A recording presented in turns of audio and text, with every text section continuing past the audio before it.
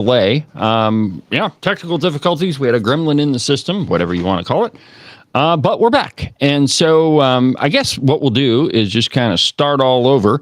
I began the discussion talking about free speech and how I do show prep. Of course, you didn't get to hear any of that because, you weren't hearing anything. So let's start over. And Ken, go ahead and play the Rush Limbaugh soundbite.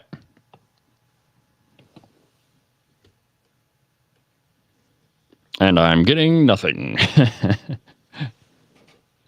Hold on just a second.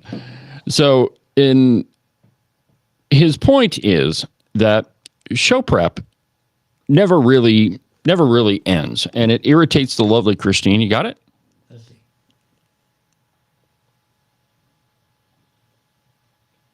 No, you do not have it. All right. Well, anyway, show prep never really ends, and it irritates the lovely Christine to no end. She always says, well, you're always working.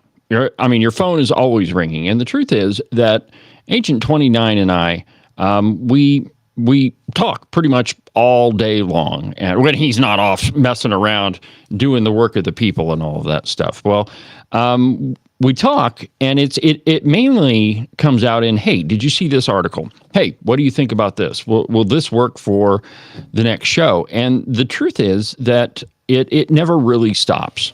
And so while I get up at 5 o'clock in the morning and I start putting together articles and figuring out the direction that I'm going to take our conversation for the day, it doesn't really stop, because there's always something that needs to be commented on. And it's one of the reasons you watch this show is not to see our technical difficulties, but to hear what I think about what's going on.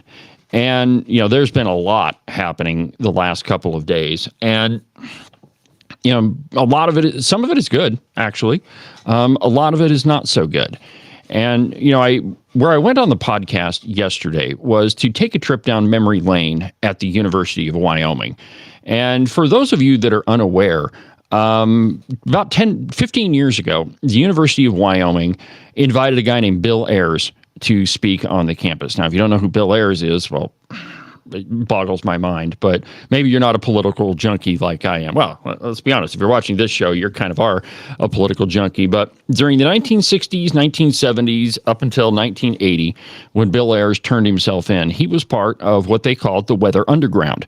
Now, the Weather Underground was a domestic terrorist organization, and they claimed to be fighting against imperialism, whatever that is.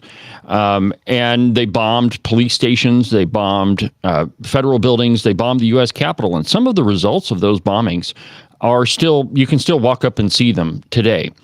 Well, Bill Ayers himself was never, he never spent any time in prison. He was never charged with the bombings, but his wife was. Bernadine Dorn is her name. Bill Ayers himself was only charged with possession of explosives. And so, in 2010, the University of Wyoming invited him to come speak on campus, and it was sponsored by the Social Justice Research Center, whatever that is. Social justice, my rear end. But the university and as you can imagine, in Wyoming, the press exploded at the time. And how dare you invite Bill Ayers to speak? And the donors were definitely the biggest part of that. And the university then rescinded the application, or the invitation, not the application. And he and the student that invited him sued the university. And a federal judge ruled that the university had to allow him to speak. And so they did. And in the end, it was kind of much ado about nothing, though 600 people did show up to listen to him in the middle of an April blizzard in Laramie, Wyoming. So I guess if you've ever been in Laramie in April, sometimes the weather gets pretty wicked. So 600 people on a blizzard night, that was a lot. But in the end, it was much ado about nothing. And Bill Ayers spoke, and that was the end of it. Now, I think that was wrong. I think it was wrong for the university to rescind the or the invitation to him.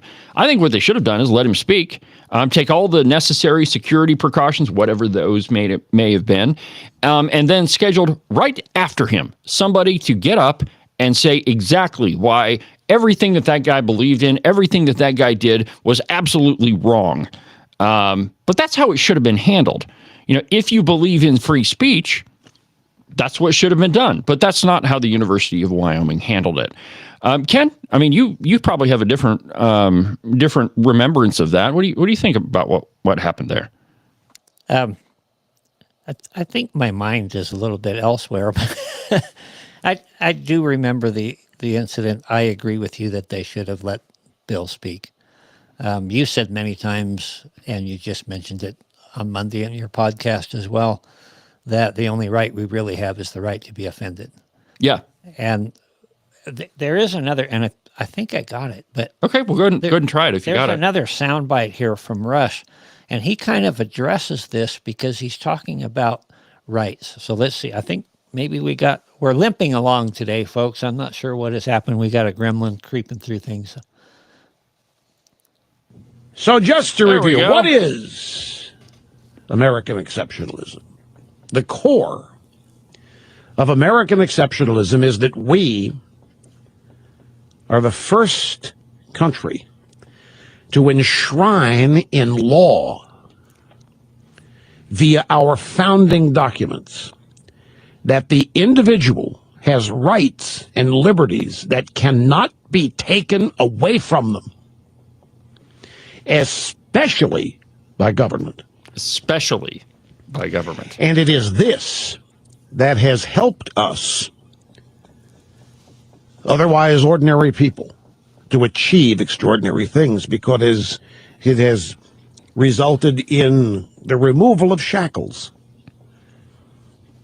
Okay. Yeah, I wanted to pause it there too. All right. So this whole conversation is going to get a little hairy because in a minute we're going to talk about what I think we're starting, which is another version of cancel culture. But let's just talk about the Bill Ayers incident just for a second. Now, Bill Ayers does have the freedom of speech. He was pardoned by, I think it was Barack Obama pardoned him for all of his crimes, or one of those leftists. So, I mean, technically, he's not a domestic terrorist, or at least he's not been judged by a jury of his peers to be so. He was pardoned. Now, I said just a minute ago that he is a domestic terrorist. He took responsibility. He claimed credit for all of those bombings in a book that he wrote. So, yeah, he is a domestic terrorist, and he does have the freedom of speech. He's an American, and that right can't be taken away from him. But does he have a right? Could he have demanded to speak without an invitation? Could he have demanded to speak at the University of Wyoming? No, because nobody really would have wanted him there, right? But he was given an invitation, and the media freaked out, and it is a publicly funded institution. It's not private. It's not like any other, some other universities where it's absolutely private and you're only going to speak there if you're invited. It's a publicly funded university, and they did invite him. And then all of a sudden they said, we're going to, due to security concerns, I think is what the excuse was. But again, I think that was wrong. I think they should have let him speak. I think it was a tactical error. And I think that they shouldn't have, tried to silence him after extending the invitation. But when you boil everything down, and Ken, you just mentioned this, when you boil everything down, the only right that you really do have when it comes to the First Amendment is to be offended. If you don't have that right, you don't have free speech at all. I've said several times, when you give up the right to fail, you give up the right to succeed. Yes. There's no success unless you have that risk and have that in there. And that's what freedom is about. Freedom assumes that we're going to take individual responsibility to live in a place where other people are also free. And that means there are some who won't observe the harms principle or any other principle of decency, which kind of leads me to, I think one of the fundamental problems is 200 years ago, if you had the right to say anything you wanted to say, but you might find yourself out on the street at high noon at 30 There you paces. go. Okay. So Yeah, we had that's a another common- part of this. Okay. This is where, I said this conversation is going to get a little hairy. But, like Ken just said, years ago, you had to be very careful about what you said because you say the wrong thing. You may be out in the middle of Main Street at high noon drawing pistols. We're not at that place anymore. There's also the idea that there used to be pretty much a universal standard about what was polite company. Sure. Yeah. Things that you said, and people just You don't swear in front of a lady. Yeah. Those sorts of things. and all those things have gone down. And I think that the influx or the incoming of social media has exponentially accelerated this. Mm-hmm. We can say virtually anything we want with no repercussions at all. Well, there used to be repercussions, but they were not from government. Right. They were from society. Right. And so the first part of this conversation, we were talking about government. Say what you want. The University of Wyoming is part of government. It is a publicly funded university. And if you don't believe me, go listen to the session. The last couple of sessions, the legislature has been all up in the university's business. Rightfully so, by the way. But this is not government. Okay. So these are like social norms that I'm talking about right now, customs, things that you don't do in polite company. You don't swear. You weren't supposed to swear in front of a lady. You don't talk about things that are, sexual in nature during the course of a dinner. But we're in this weird spot where with social media and the internet, and before I go there, so the reason why you wouldn't say those things is because you have to take responsibility for what you say, right? And if you offend all of your dinner guests, they're not going to come back to dinner with you anymore. If you offend your boss, you might get fired, not because of you're doing bad work, but because you're representing him or her in a terrible light. But with rights come responsibilities, and we have responsibilities to, we have all sorts of laws about things that you can and can't do. You have to take responsibility for what you do. And that also relates to the freedom of speech. Though we may not have a law against you dropping the F-bomb at your boss's dinner table, I wouldn't suggest doing that because the reaction to that is going to be you might be fired. So with rights come responsibilities, both, government and non-government. And there are a lot of things that you talk about you might talk about in private company that you may not say out in public, that is just probably not a good idea. We've all heard the phrase that you can't yell fire in a crowded theater. That's bullcrap. You can yell fire in a crowded theater all you want, but if you cause a riot and if people get hurt, then you're going to accept responsibility for that action because you're the one that caused the riot. And so you have to take personal responsibility. And I mean, all of this boils down to the harms principle. You've heard me talk about this before on the program. And that's simply, it was John Stuart Mill was really the first guy he wasn't the guy that came up with it, but he was the first guy to write it down in a great book that it's an excellent book. You should all go read it. It's called On Liberty. It's really easy to read. And, if you, John Stuart Mill was probably the father of modern libertarianism. And so it says, it's really simple, that your rights end where mine begin. That the only acceptable use of force is to prevent actual harm to another person. And so you can do whatever you want, so long as it doesn't it doesn't harm other people's rights. You got something, Ken? Or are you just still monkeying around with your system over there? When this is not set up the way that it normally is, I have to clear the sound bites, and I want to be ready for the next thing. You see, this... So I had to disconnect, and now anyway. This is an example of where tried and true tradition wins out over technology. The old way of doing Cowboy State Politics Live works, my friends. I kind of like it, too, because I don't have to duck any cameras. That's true. There is no other camera there. But anyway, so with rights come responsibilities. And, I've become, over the last couple of days, I've become increasingly worried that we are starting our own type of cancel culture. And okay, so let's just lay all of our cards on the table, ladies and gentlemen. If you're one of those people that's celebrating the assassination of Charlie Kirk, I think that you're a despicable human being. I think if you're celebrating the death of an innocent father and an innocent husband whose only crime was to say things that hurt your feelings, I think that that's absolutely despicable. But there again, you do have the right to say that. However, you also have to take responsibility for the things that you say. That whatever it is, whatever thing that you've said, with that comes responsibility. Now, in other countries, like in the UK, you can be arrested for what you say. Not here. Now, I mean, there are, and again, like I say, this whole discussion is pretty complicated, but let me just add another stick to the pile. Now, let's say you walk into a city council meeting and you say, I've been thinking about killing you, Mr. Mayor. That you're probably going to be arrested for that. That's a threat. We have laws against that sort of thing.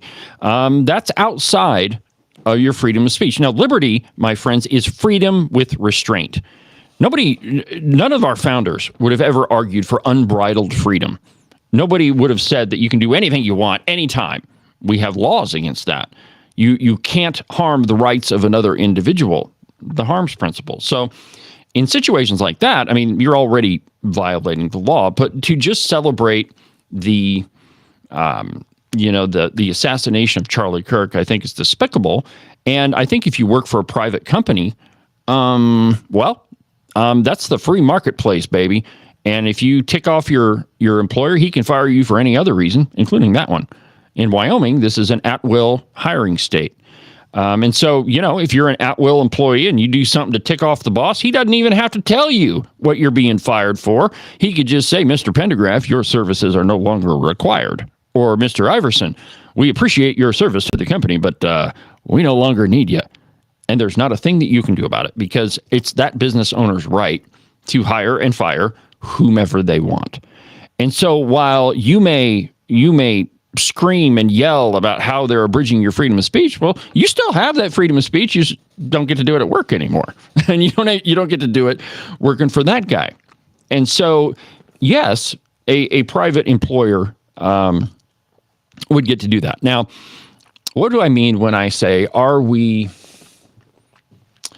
starting our own cancel culture? Well, it was not that long ago that if you said anything that could have been interpreted in any way offensive against anybody, even 20 years ago, you were getting fired. I think that there might be a potential for what we're experiencing right now to go down that road. And I don't think that we should. Rather, I think that we should allow the free marketplace of ideas to work. Here's what I mean by that. The marketplace of ideas works just like the regular marketplace in that, the good ideas rise to the top. The good products rise to the top and they sell more than the crappy products. Similarly, the good ideas, they rise to the top. Now, let me give you an example. Let's say that I work for, Fox News or something. Well, the reason why my employer pays me is because I attract an audience, right? If I were to work for Fox News. And so I'm profitable to them because advertisers want to have their message during my program because a lot of people watch it. Well, if I were to say something that's offensive, like, I don't know, celebrate the death of an innocent man that I greatly admire and that I really wish I had taken the opportunity to meet when I had the chance, well, then it's probably going to tick off my audience and they're not going to watch me anymore. And at which point I become unprofitable to my employer and they say, oh, David, your services are no longer required. That is the free marketplace. A private employer can do that. And it's not a matter of canceling them. That's just, hey, man, you're no longer profitable. This is capitalism, baby. And you aren't working too good in it. I think the problem that we get to there is we have become impatient. We want instant gratification. We want instant results. And that's not how the free market works. The free market has time to work itself out. And that happens in so many things. We decide that there's some societal ill and the free market is not responding quickly enough to make something right. And so we begin to interfere with it, and we set up programs and systems, and they all have unintended consequences, and we just create this mess. That's what happened to healthcare. Yeah, exactly right. Well, and so here's the other part of it too. So none of that, the scenario that I just gave you, has really anything to do with free speech. You still have the right to say whatever you want. You're just not going to do it on, Fox News's program. You're not going to do it, on, at your employer's job site. That's how our free marketplace of ideas works. Now, I don't think that government should get involved in any of that. That's not their lane, baby. That's not the role of government. They shouldn't be involved in regulating free speech beyond the laws that we already have. The one I mentioned, hey, if you threaten somebody or, if you cause a riot, yeah, you can still yell fire in a crowded theater, but you're going to pay for it later. But let me give you another wrinkle here. And this one, this one I think is pretty complicated, but since we're talking about free speech, let's talk about it. Let's say you're a teacher. Do teachers have the freedom of speech in their classroom? Yeah, they do. But again, what if they say something that, let's say that they again, using the example that we've seen all over the news recently, let's say you're the teacher that tells their students that you're glad the guy got what he deserved. And then Johnny goes home and tells his dad, hey, Dad, my teacher today said that it was good this guy got what he deserved. What's going to happen? Well, Johnny's dad, if he's got his wits about him, is going to call the other dads. And they're going to march down to the administration building, and they're going to say, hey, superintendent, we got to talk about this, man. Here is what my kid just told me. And what should happen there? Well, the school is a public institution. That teacher is a government employee, and he's an employee of the people, of the parents, of Johnny's dad. And so what should happen is the parents should say, hey, we got a problem here. You deal with this or else. And what's going to happen? Well, what should happen is I think that teacher shouldn't, maybe they shouldn't be teaching little kids anymore. But that is a situation of, that's a critter of a different sort. Because I think that if you are endowed with the public trust, if you are in a position where, you're taking care of little kids, that's a public trust. And while you do have the freedom of speech, well, maybe you just don't have the freedom of speech in school anymore, where you shouldn't be allowed to say the deplorable things that you're saying to students. But that was a tough one. But we got to have those hard conversations where we're at right now. There have been a lot of cases in Wyoming, Cheyenne in particular, where there were teachers who, they were showing their kids all sorts of pretty nasty movies. That was at Cheyenne East. I did a story on that, where it was the movie was Growing Up Trans. There was a teacher who was passing out surveys asking the students, when did they know that they were a boy? When did they know that they were a girl? Those things fall outside the acceptable norms of society that Ken was talking about. And, honestly, this is not an easy conversation, but it's one that we need to have. Like, are we committed to free speech? Yeah, but liberty is freedom with restraint. Yeah. If you want to say those horrible things, well, then you do have a right to say them. You just may not be able to say them in a school, and you may not be able to say them at your employer's job site.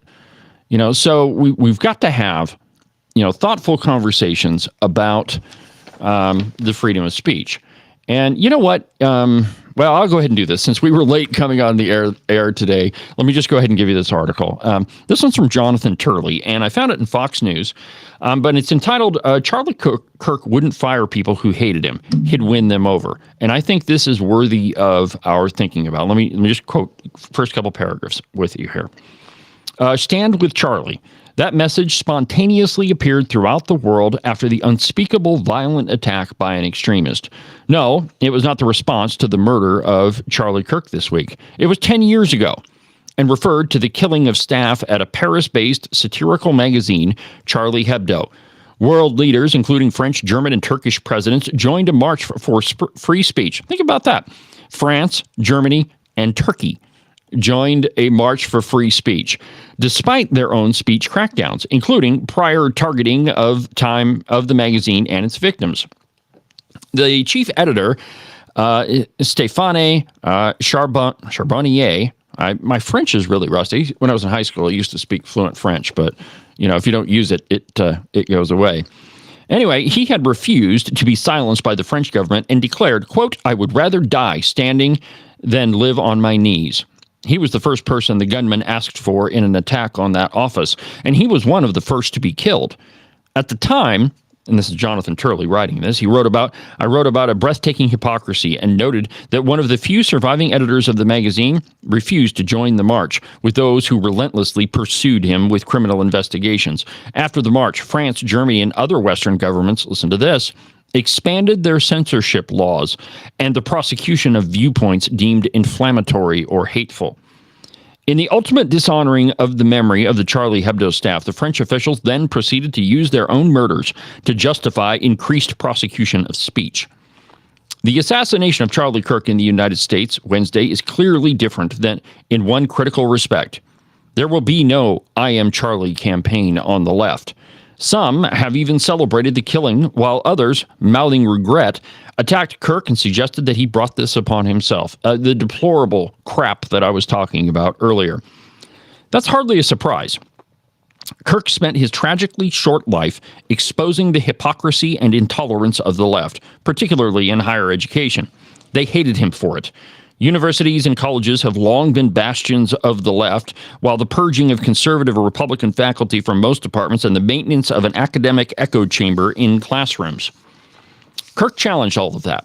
He drove many mad by inviting them to debate issues. The response was often violence, including the trashing of tables by his group, Turning Point USA, that were set up on campus quads. Ultimately, he was killed for insisting on being heard. However, we're facing the same danger, and this is the part where I want to I want us to have a conversation here. We're facing the same danger of self-consuming hypocrisy a decade after the Charlie Hebdo shooting. Some on the right are calling for people who denounce Kirk or celebrate his death to be fired. I'm not doing that. I'm saying that we allow the free marketplace of ideas to work its magic, to allow it to operate. That's what I am saying. That ranges from professors to public employees. And Turley says, I knew Charlie. Well, I can't call myself a close friend. We spoke about the lack of free speech on our campuses and the efforts to cancel or fire those with opposing views. More than anyone today, Kirk brilliantly exposed that hypocrisy by putting himself and his group in harm's way. The way to honor Kirk's life and legacy is not with hypocrisy and intolerance. That's what he died fighting against. To fire people on campuses for speaking out against Kirk would make an utter mockery of his work and his death. It would be like banning LGBT groups in response to the assassination of Harvey Milk in 1978. Kirk wanted unfettered debate. He wanted people to be able to express themselves regardless of how the majority felt about their views. He was the victim, not the advocate, of cancel campaigns. And that, I think, is the danger of what we're seeing right now, is that we start our own cancel culture. I say, let those ideas exist in the free marketplace of ideas. See how they fare.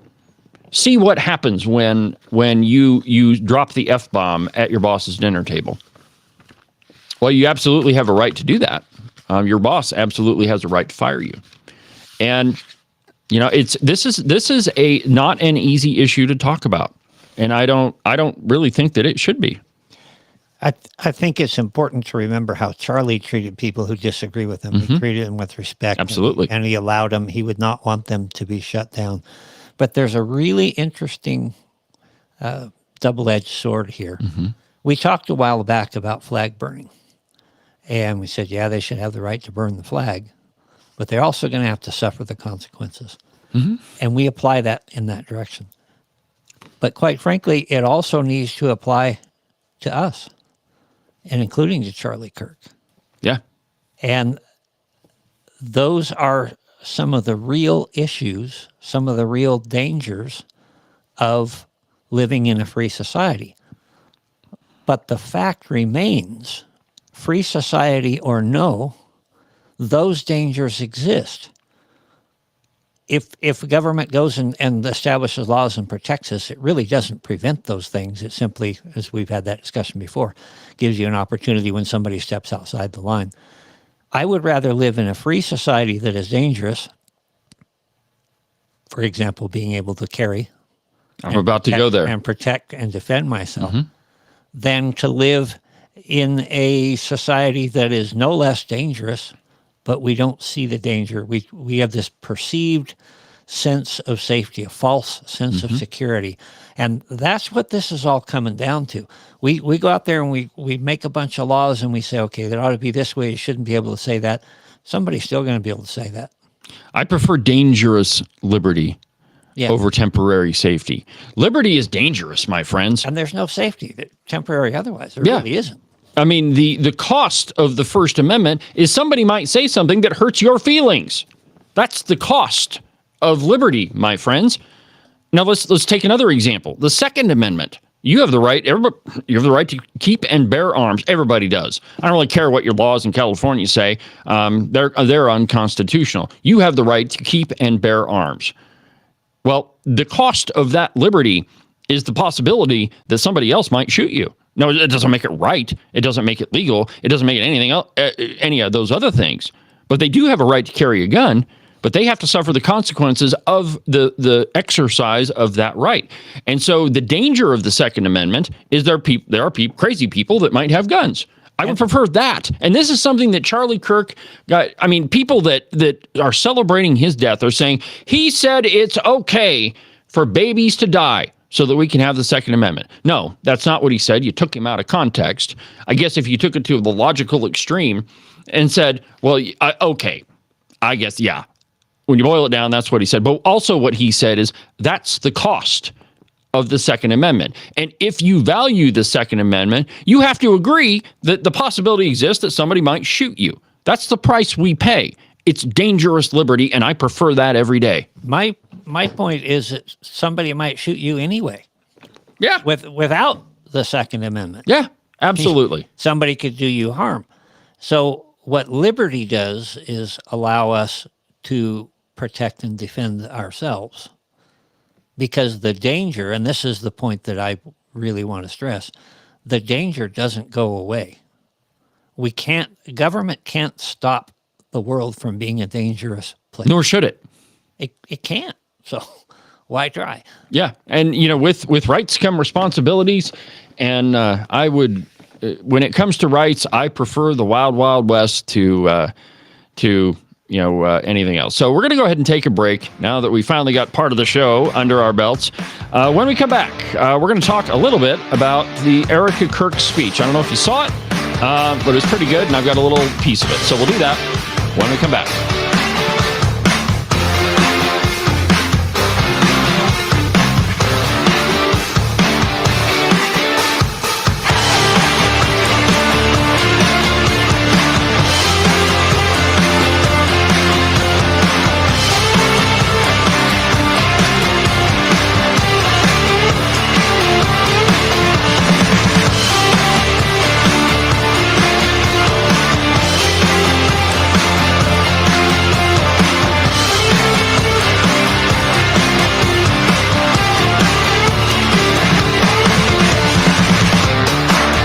Ever since gold backing was removed from the dollar, the value has dropped significantly over the past few decades.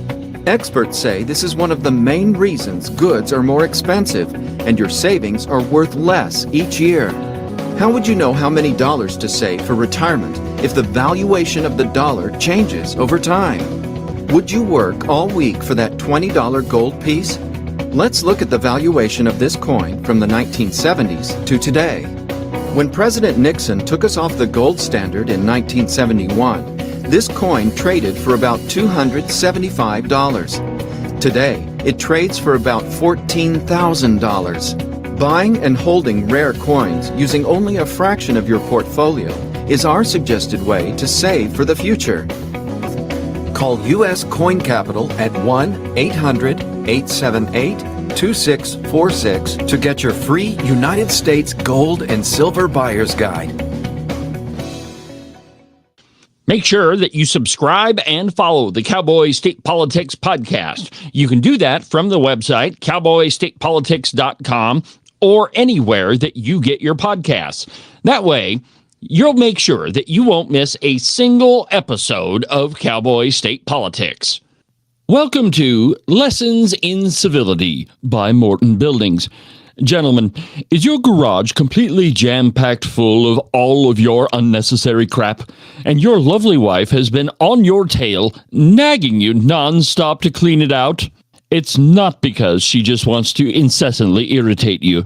Chivalry dictates that you should clear out a space so she can park her car inside and you don't end up sleeping on the couch anymore. To do that, contact Nick and Jesse at Morton Buildings. Their phone number is 307-674-2532. Not only are they the experts in metal building construction, they're also skilled at keeping you out of the doghouse. One more time. Their phone number is 307-674-2532, or you can check them out at their website, mortonbuildings.com. This has been Lessons in Civility from Morton Buildings.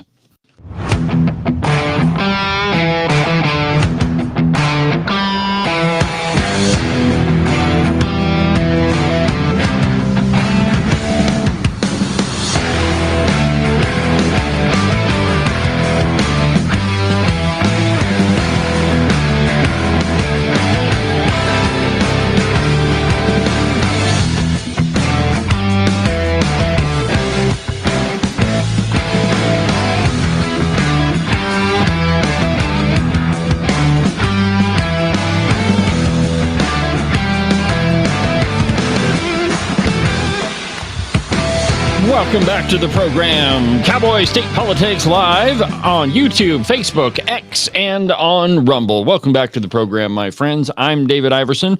On Tuesday, limping along with our weird studio gremlin.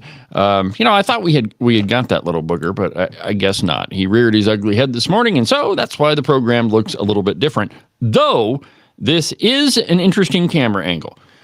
You can see it up there. At least there's something else. There's one other thing in the studio that works this morning. But you can see up there on the shelf above me, there's, of course, the baseball glove and then Ken's bobbleheads. Ken is a fan of bobbleheads. Don't ask me. It's my producer's weird thing. I didn't request either of those. Both of those bobbleheads were gifts to me. Gifts. Presents to me. Well, and then there's the steel, the steel bearing there.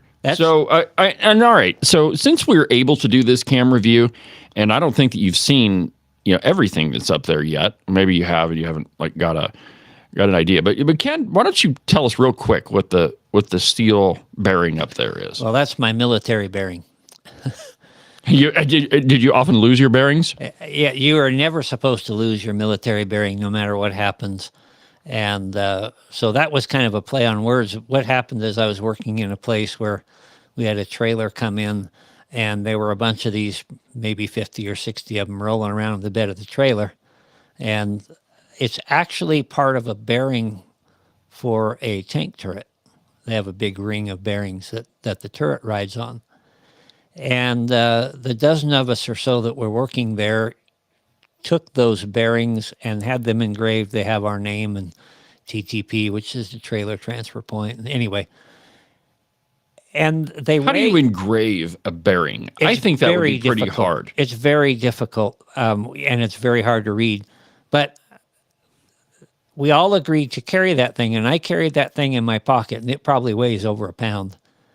And I carried that thing in my pocket every day, day in and day out, for about 2 years. And at any point, if you were around anybody else from that unit, they could do a bearing check, and they pull out their bearing, and if you didn't have yours, you owed a rack of beer. Oh, We had a lot of beer stacked. I bet you did. Also, when you're holding it, you just want to mess with it, so you're fidgeting and tossing it up in the air. If it hits the ground, if you drop it, you'll rack of beer. Oh boy. I bet you paid a lot of beer. Actually, I did fairly well. But it depends on what you call a lot. But it's just one of those things that I have always kept. Reminds me of a lot of good times and a lot of good people, the people that I ended up going over to Iraq with, and appreciate them a lot. Yeah. Well, and you'll notice that the rest of the shelf above my head isn't full, but and that's only because every time I go to grab something, then I'm like, I'll take this to the studio. This will be great in the studio. Then I forget to pick it up in the morning and bring it. But there's some other stuff we're going to be putting up there. And Ken, what we ought to do is do a quick video like around when everything's working right. Yeah. Around the studio and show everybody, because we're pretty proud of it. Well, anyway, let's get back to the program. And I don't know if you saw this over the weekend, but well, we were proud of it. I'm not so proud of it today. No, we still are. This internet gremlins happen. There was a day in the middle of the program where the USB cable from the board to my computer died. And the program, like everything, went like no sound whatsoever. And that was the end of the program for that day. And eventually it was the USB cable from the board to the computer. So stuff happens, cables go bad, and as much stress as we put them under on a daily basis, the amount of electrons that are coursing through them, they're going to go bad every once in a while. So I'm sure that's what it is. But I don't know if you saw Erica Kirk's speech over the weekend, but she gave an impassioned speech about her husband and from his office. And it's, wow. I cannot imagine being in, losing my spouse. Ken, I'm sure you feel the same way. My world would come crashing to an end. Well, not an end, but it would come crashing down, and I wouldn't know how it happened. But let me just play you a piece of, and you've probably heard part of this, but I tried to get it so that it's in context, so that you can hear what she was talking about, because the media has played part of this. But I don't know that they played very much of it. So here's that little piece of Erica Kirk's speech. Already I have seen the worldwide outpouring of love for my husband. I've heard the testimonies from people my husband inspired to get married, to start families, to seek out a relationship with God. It's the most important one of all.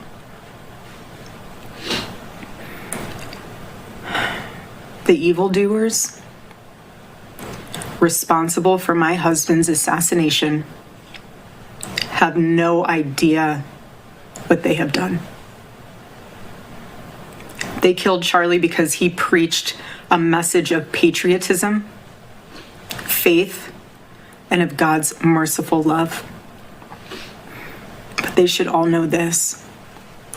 If you thought that my husband's mission was powerful before, you have no idea. You have no idea what you just have unleashed across this entire country and this world. You have no idea. You have no idea the fire that you have ignited within this wife. The cries of this widow will echo around the world like a battle cry.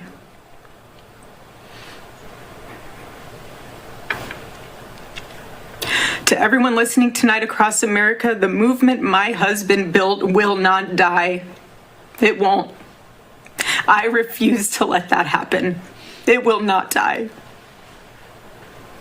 All of us will refuse to let that happen. No one will ever forget my husband's name, and I will make sure of it. It will become stronger, bolder, louder, and greater than ever. My husband's mission will not end, not even for a moment. And one of Charlie's greatest talents was his ability, this phenomenal ability to choose great people to follow him. He could always find the ones who could handle any setback. And it's almost like he knew. He He could see it in you. Even when you couldn't see it in yourself, he just knew. He knew you could handle it. You thought you only had 5% left, and he knew you had 15. He knew you were ready to go that extra mile even when you didn't. He always challenged people around him to work harder and to be better. He never gave up.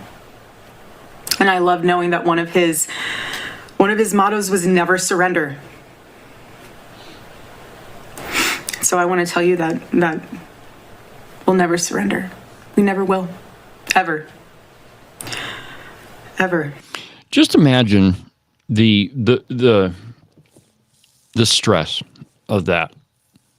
Now, I just said I don't know what I would do if I were in the same situation. If I had just lost my spouse, God forbid. I can't even think about it. But imagine that. But I think that what last Wednesday's events, the assassination of Charlie, unleashed, the left is not prepared for it. And they shouldn't be. Because and I think, let's see here if it's in this piece. Yeah, here we go. That Republican, let's see here, on Turning Point USA had said they received 18,000 requests to start chapters and colleges and high schools across the country. And that Turning Point USA is reported having 9,000 college chapters and 1,100 high school chapters.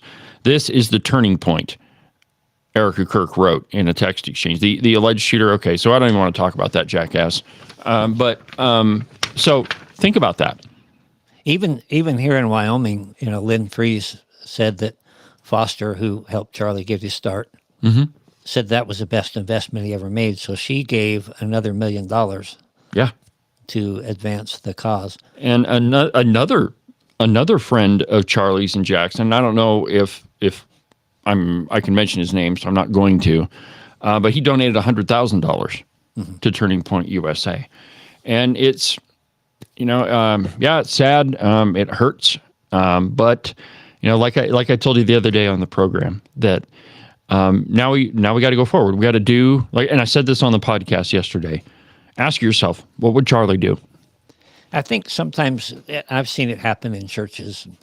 You have a beloved pastor that moves on for one reason or another, or perhaps dies. And you all stand around and you look at each other, and here's the guy that was carrying the load. Mm-hmm. And then you find out that a dozen people who should have been carrying the load have maybe been slacking a little bit. Yeah. And you get inspired, and everybody starts picking up the load, and we're able to do so much more than before. And God knows what he's doing. I think there are some ways where I'm a little bit envious of Charlie because he's home. Yeah. Yeah, absolutely. And for sure, without a doubt in my mind, he walked up to the big guy and he was told, job well done. Well done. And it's, I went to an event last night in Casper, and Gabe Saint was speaking. Gabe Saint is we had him on the program not that long ago. He's the president of Turning Point USA at the University of Wyoming. And what was really cool is I thought, okay, we could talk politics all night long. He could be, talk anger. He didn't. He preached. And I thought it was so cool. In a group of, I don't know, there was at least 100 people there, perhaps more. And, we just talked about God, and it was awesome.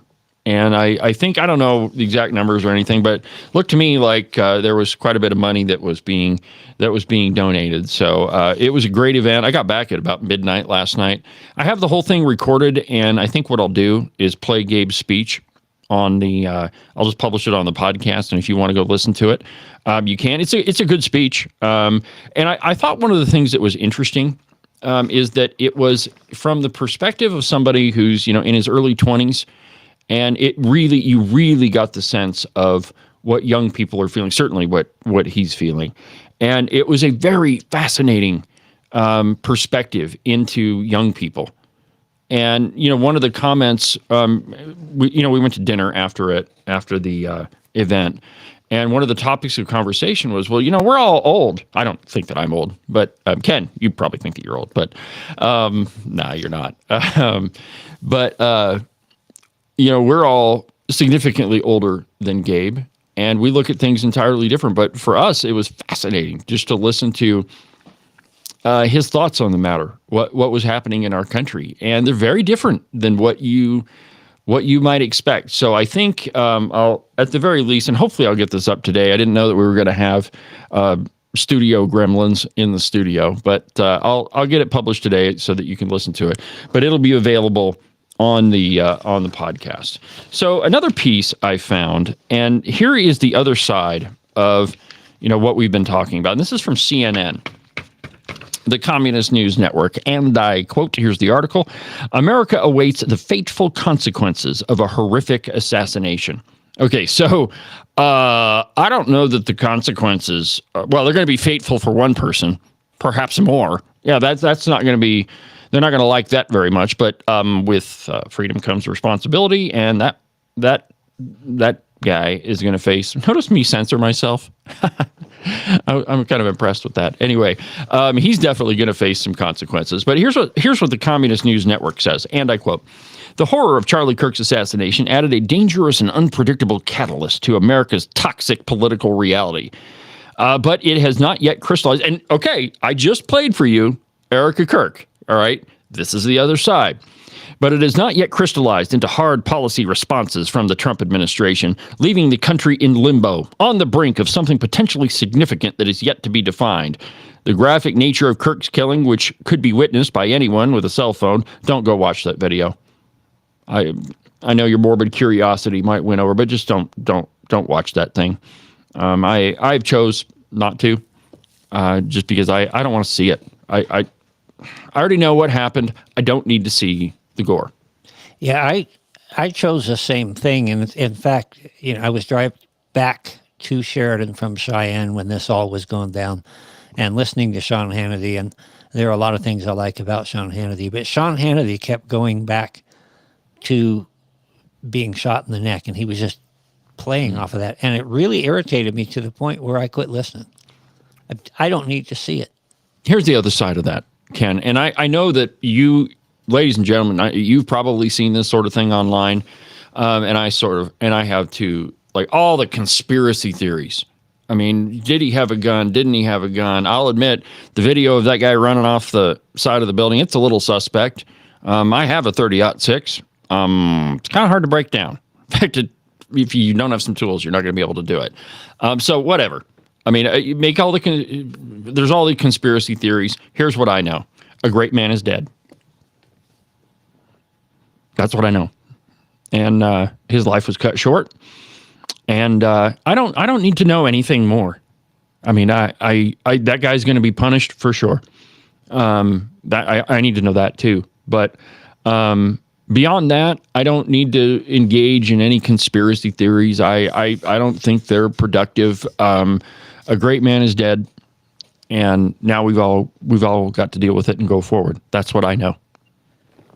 I think we should never lose sight of the fact that Charlie's not dead.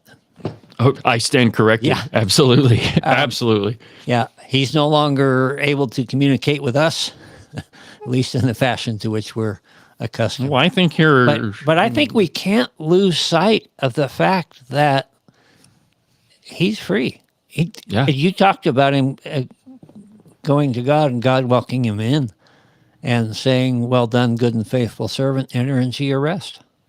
He did it. I don't know if I talked about this on the podcast or not. I was, as you all know, I've been a little out of sorts the last couple of days, but I did drive down to the Charlie Kirk event in Laramie in the hopes of maybe I could get an interview. My friend Gabe said he would do what he could to get an interview. And well, when I was there was no way that was going to happen. There was way too many people. I was not even going to get close enough. So I was walking out and I wanted some sort of souvenir, and they had a table with a whole bunch of posters. And I just grabbed one. And I remember foolishly thinking on the way home, I kind of had the feeling of, all my friends went on vacation to this fabulous far-off destination. All I got was this dumb T-shirt. That's kind of the feeling I had going home about my poster. And I got home and I unrolled it, and it said, "Christ has set us free." And so I hung that up in my studio at home, and couldn't ask for a better one, right? I mean, that was call it coincidence, call it whatever you want. So let's go ahead and take another break. And when we come back, we're going to try to round out this discussion of free speech. I got a couple of other pieces of some, probably some sources we don't want to hear from, but we're going to round out this free speech discussion. We'll do it in just a second.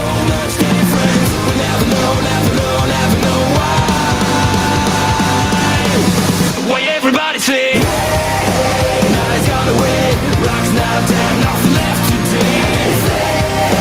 No one gets today, we got to see the truth, nights far away. Tell me what you want, here's what you got. You've been every day more than we have ever seen.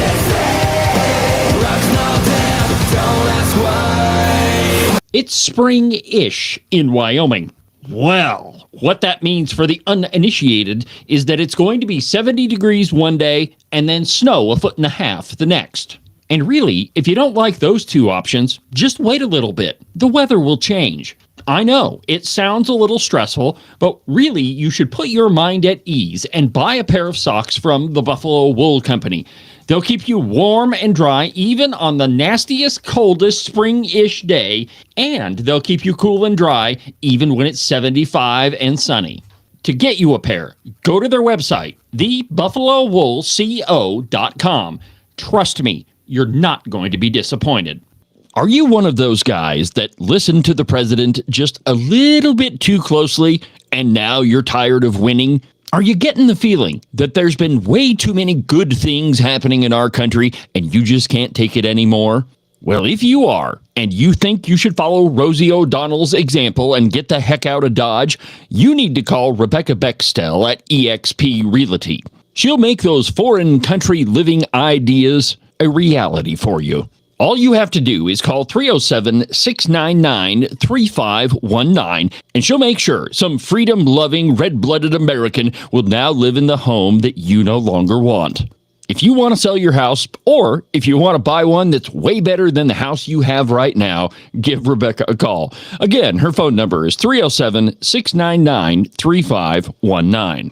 I've never felt the freedom like I do. I feel stronger every day, don't you? Well, I can show you how. A new day, a new way. Watch out, I'm only gonna get stronger. A new day, a new way. Watch out, I'm only gonna get stronger. A new day, a new way. Watch out, I'm only gonna get stronger. A new day, a new way. Watch out, I'm only gonna get stronger. I've never felt the freedom like I do. I feel stronger every day. I'm only gonna get stronger. Cowboy State Politics is only going to get stronger. This program is only going to continue to expand, much to the chagrin of everybody on the Wyoming left. It's Cowboy State Politics, and I'm glad you're with me. Thank you for watching, even though we've had a couple bumps and bruises today. Now, before the break, I was talking about this piece from CNN. America awaits the fateful consequences of a horrific assassination. Well, they're going to be fateful for the American left. That you can be certain of, because let's make no mistake about all of these killings and shootings that have been happening. The one that the left keeps going on and on about is this Minnesota lawmaker that was shot. Oh, well, that was a Democrat that got shot. Yeah, but the question is why? What was the stated reason why that guy killed her? Because she voted with the Republicans. That's why. And what about all these other school shootings that we found that, there's people on the left. Now, I don't want to assign blame, but you can't continually call somebody Hitler and Nazis and all of that stuff and not expect that there's going to be some crazy person off somewhere that's going to do something. I'm fully aware that what I say might be heard by some crazy person somewhere, and I could be taken entirely out of context, and they hear what they want to hear. So with rights come with responsibilities. And, if you're the person that's out there saying some really terrible stuff. Let me give you an example. Here's Yasmin Crockett. I know. She turns my stomach too. But listen to this one. Here she is. Now, this was yesterday that she was saying this. Check this out. Yep. So listen, if we want to figure out how we are going to be safer, we probably need people that have actual intelligence and actually will pay attention to data and facts and go from there. But what they're doing right now, it almost feels like, I've seen the memes about the purge and all of these things. But as somebody who understands history, when I see ICE, I see slave patrols. Now, I never lived through the slave patrol period, but if you know the history of policing in this country, then you understand that they were born out of slave patrols. And now with the Supreme Court saying this, it's almost like you can just go grab them up. That's enough. That's enough of Yasmin Crockett. It always depends. Oh, go ahead. It always confuses me which Jasmine Crockett it is. We played that soundbite yesterday. That's what I was looking for. Yeah. But I had deleted it. And it's like, you've got to be kidding me. Yeah. As somebody who knows history, no, I'm pretty sure there's very few things that Yasmin Crockett actually knows, history not being one of them. But listen to what she said, that ICE is slave patrols, that she learned nothing from last week, that all of this crazy stuff that the left is saying, that we're all Hitler and we're all Nazis and white supremacists. And later on in that soundbite, she says, "Oh, well, I know white supremacists, and there's a whole bunch of them," or something to that effect. Excuse me? Have you learned nothing? Well, it's that the left doesn't want to learn anything from what happened. So CNN goes on, quote, Trump is not, let's see here. No. Quote, here we go. This is also an age when activists and partisan media figures on the left and the right have personal and financial incentives to stoke division and social media tools to magnify their extremism. This is a significant impediment to those political leaders who genuinely want to cool tempers. No wonder lawmakers and opinion formers are reconsidering their exposure to the public following Kirk's killing in a hunkering down that could further constrain American democracy. It's not the folks on the left that are stoking all of this. I mean, I could probably come up with a montage that just shooting from the hip, it would be an easy 30 minutes of leftist politician after leftist politician after communist after socialist saying they're Hitler, they're Nazis, they're white supremacists, and it could go on and on and on. But is that coming from the right? Is it the same thing to say, dude, Zoran Mamdani, you're a communist? Is that the same thing as saying Trump is Hitler? I don't think that it is, because there is. And I'm sure maybe the left would say the same thing, but the difference is there are radical connotations to the words that we use. Words mean things, my friends. 2 + 2 is 4, not 5 if you want it to be 5. And this is not to be discriminatory. This is to stand up for language. Words mean things. Words do mean things. And so when you spend years and years and years calling somebody Hitler and a Nazi and calling an entire group of people, it was Chris Rothfuss just last week, last Wednesday's podcast, saying that MAGA is racist and divisive to its core. Oh, my God. Now, I've talked to Chris Rothfuss. I actually thought he was a halfway intelligent guy. I mean, I've had several conversations with the man, but he's clearly trying to, call all of his colleagues. I shouldn't say all of them. There's 8 Democrats in the Wyoming legislature, but call all of them racist and divisive to their core. Ken, did you know that about yourself? Yep. I live with it. You've heard it enough. Yeah. No, I've had several conversations with Chris. We always get along fairly well. We understand that we don't see eye to eye on things. But like Carly, he has a tendency to want to get up and play the party line. And the party line is that we're nuts. And just like people always make these accusations about Charlie Kirk. Well, he said these racist things or whatever. And my response, and I've had a couple of, believe it or not, a couple of run-ins on Facebook. No, just more than a couple. Yeah, my response is, okay, cite me an example. You get down, don't just shotgun and right. Parrot the traditional things that are said out there that don't mean anything. Oh, there's our good friend Andy Faw. Yeah, I'm about to show you. Keep going just for a second while I set this up. It's one thing to go out and spew rhetoric, and it's quite another to back it up. And we've had this discussion several times. You always back it up. You cite your sources. You give examples. That doesn't seem to happen the other way around. They just like to name call and label and spew venom. Yeah, it's one thing, if there's something to back up what you're saying, but when you are an elected Democrat representative, first of all, I think you're profoundly misguided.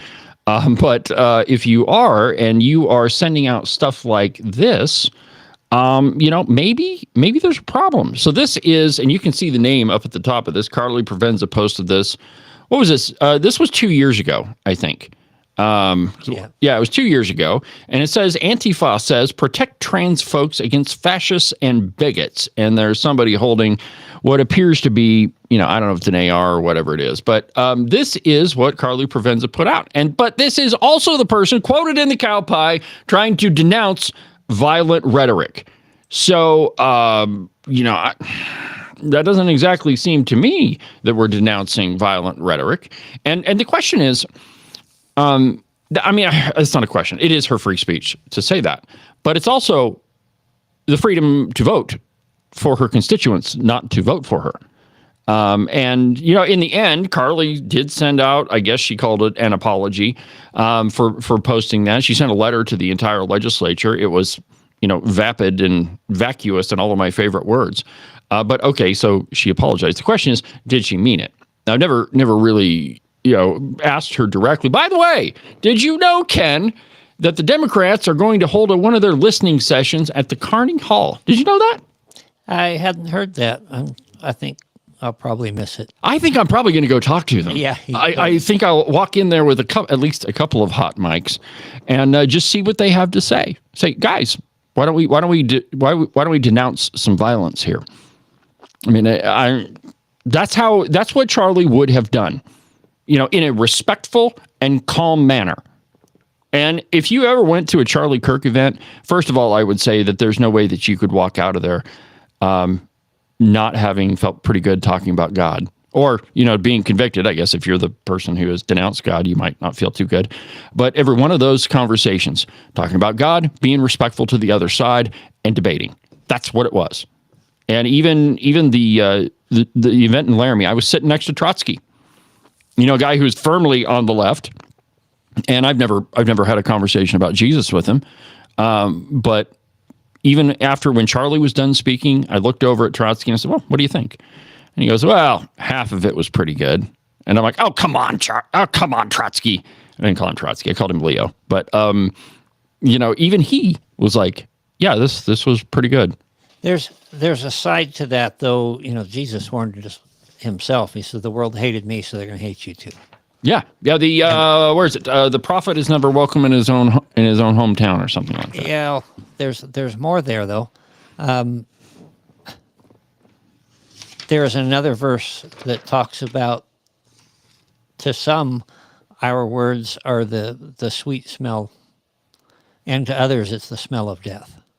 And so what we may think as peaceable in talking about Christ and the resurrection and what that means to mankind, to us sounds reasonable in there, but to them, that's hate speech. That is vile. That is, it causes a lot of issues and a lot of backlash. And if you speak the truth to a group of people who have no respect for the truth, who deny the truth at every turn, they turn the truth of God into a lie.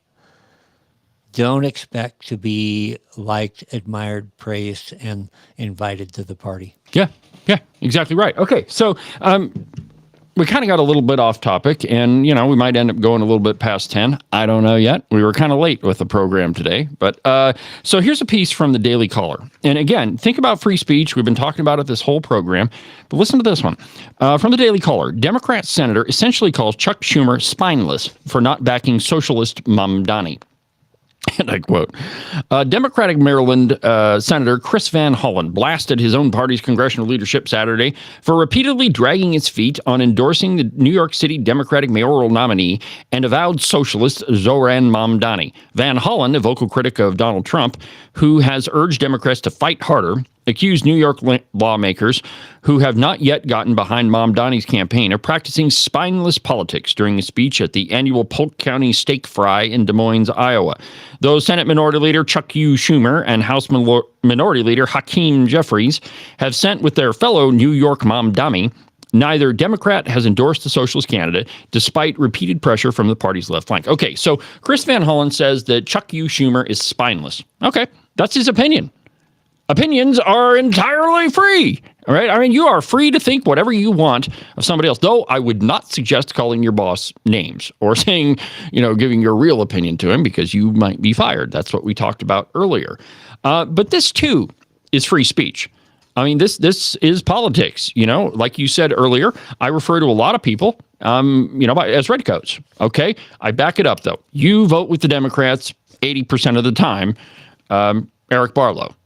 You wrote gun control into Wyoming law. You are a redcoat. You are definitely a Republican in name only. Okay, so you back it up. But still, it's my opinion. It's my show. It's my opinion. I get to say what I want. Same thing holds true for you. You can have your opinion, or Chris Van Hollen, or anyone else. But those ideas, those opinions should exist in the free marketplace of ideas, that they should rise and fall on their own, without undue encumbrance by government. Let me give you, this one is terrifying. Listen to this. From MSN, a California bill that fines big tech for pushing hateful content sets stage for free speech fight. And I quote, a California bill that would allow the state to fine large social media companies millions of dollars if they amplify violent or extremist content has ignited a free speech fight, pitting big tech against those who argue for more accountability. Who determines what is violent or extremist? Does the government get to do that? Or is that up to you?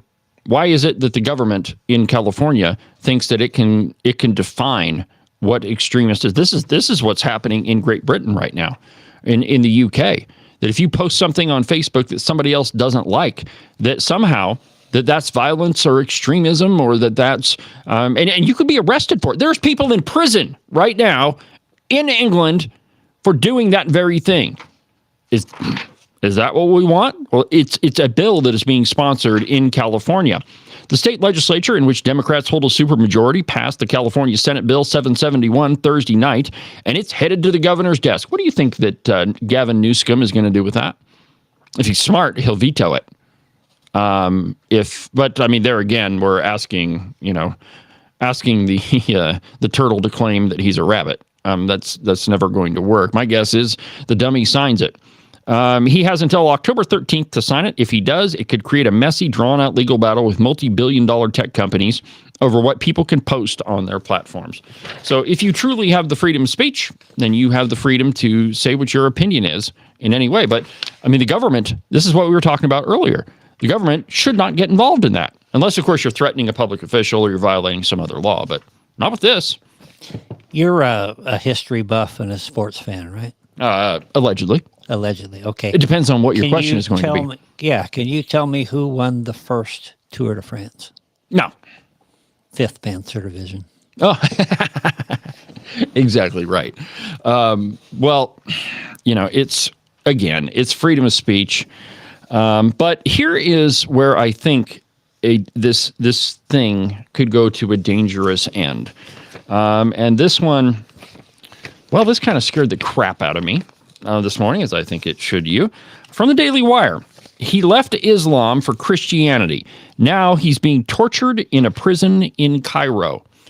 Whether you realize it or not, Christians the world over are being persecuted yet again. Well, I guess it's never really stopped. But here's a great example, and I quote, "The issue of religious freedom has become one of the most pressing global challenges of our time. While in Western countries, debates often revolve around ensuring that Muslims can freely practice their faith, in many parts of the Islamic world, Christians continue to face harsh restrictions, discrimination, and even persecution. This striking contrast raises fundamental questions about reciprocity, human dignity, and the future coexistence of different faiths.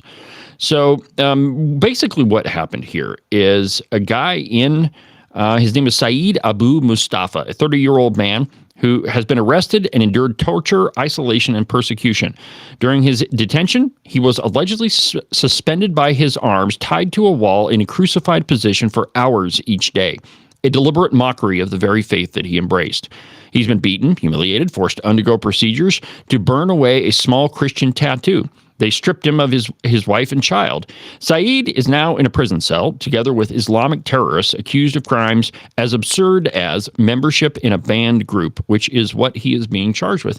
Guess which group he's a member of? He's a Christian. You see, in Egypt, all of your documents are stamped with your religion. And he converted from Islam to Christianity, and he had to sue to get the religion changed on all of his documents. And when he did that, he was arrested and thrown into this prison cell, simply for being a Christian. I don't want to wander off into another tangent, but I've heard this come up many times. There are many places around the world where Christians are under siege. And you think about the idea of the tribulation, and not to say whether you're post-trib, pre-trib, whatever, but there are some places, and I think it will be coming here shortly, where people would say, we're already in the tribulation. Yeah, could be. Listen to this. In July of 2025, Saeed did the unthinkable. He attempted to exercise his constitutional right to file a lawsuit to update his official identity. Okay, so first of all, you're in Egypt, and they don't have the same constitution as we do. I don't know if you know that or not, but they don't. So he wanted to update his official identity card to reflect his Christian faith. In Egypt, religion is stamped on every official document, your driver's license, your job application, even membership to a sports club. It's not merely paperwork, it's a mark of identity. And for converts, it is a mark of danger. That step was enough to seal his fate. On July 15th, plainclothes national security agents stormed his apartment in Cairo. Days later, he appeared before the Supreme State Security Prosecution, charged with membership in a banned club. So the reason I bring this up is obviously it's persecution of Christians. But secondly, I don't think that we're too far away from this same sort of thing here. Now, we still have the Constitution. You still have the First Amendment. But I don't think that we are living in a Christian country anymore. I think there are constant stories. I mean, we just had Charlie Kirk was just killed, probably because of his faith and what he said. And so I think that this is a dangerous warning for our country. But let me give you, and I know today's program was a little bit short, but we'll get her fixed for tomorrow. But here's where I want to end. And this is kind of a good story, I think. Dodgers relief pitcher Blake Treinen, I guess that's his name, pays tribute to Charlie Kirk on the mound with a personalized hat. And I quote, Los Angeles Dodger reliever Blake, we'll call him, paid tribute to conservative activist Charlie Kirk during Friday night's game against the San Francisco Giants by wearing a hat on the mound that featured Kirk's name alongside a cross. Treinen, who speaks openly about his faith, came into Dodgers game in the ninth inning, and fans noticed that the pitcher had a message written on his cap. Charlie Kirk, the inscription on his hat read, and the cross was also prominently featured. So this comes days after the pitcher spoke about how his faith plays a significant role in his profession. Quote, "He's my everything. I mean, I wouldn't be here without my relationship with Jesus," he said during a recent interview on CBN Sports. "When I'm on the mound, that's my form of worship. I draw a cross and point up so that people know who I play for." The Chicago Cubs also played tribute to Kirk before the team's game on Friday, describing him as a lifelong Cubs fan. So little tributes like that. And Blake was also the only member of the Dodgers that refused to participate in any of the pride stuff that the Dodgers were doing. They were the ones that had the nuns and, all of that craziness, but he was the only one. And just think about that, right? So you're working for an organization and you end up being the only person that says, no, I'm not going to do that. I'm a Christian, not going to do that. Sorry, not happening. And they didn't, to their credit, they didn't fire him. Okay, so I guess that's one thing. You remember the picture of the crowd listening, presumably, to a Nazi speech, and they've all got their arms raised in the Nazi salute, except for one guy that's standing out there with his arms at his side, and it says, "Be that guy." There have always been those things, and we see it now. On the other side, we stand up, we place our hands on our hearts, and listen to the anthem, sing along with it, and some people refuse to. Yeah. In the legislature sometimes, it's shocking. Yeah. Freedom, I guess this whole conversation to me comes down to, it sounds trite to say it, but freedom isn't free. Freedom seems to be dangerous. Certainly was for Charlie Kirk. Yeah, but the truth of the matter is the danger is always there. I'd just as soon be free in a dangerous place as bound. Absolutely. Well, my friends, that'll do it for today's broadcast. I know it's a little bit early, and today's program was a little unusual, but that's okay. Thank you for sticking with me. Thank you for watching the program. We'll be back tomorrow with a brand new episode. We'll have all this stuff fixed, and we won't have any of it. So, from the base of the Bighorns, I'm David Iverson, and this is Cowboy State Politics. Have a good afternoon.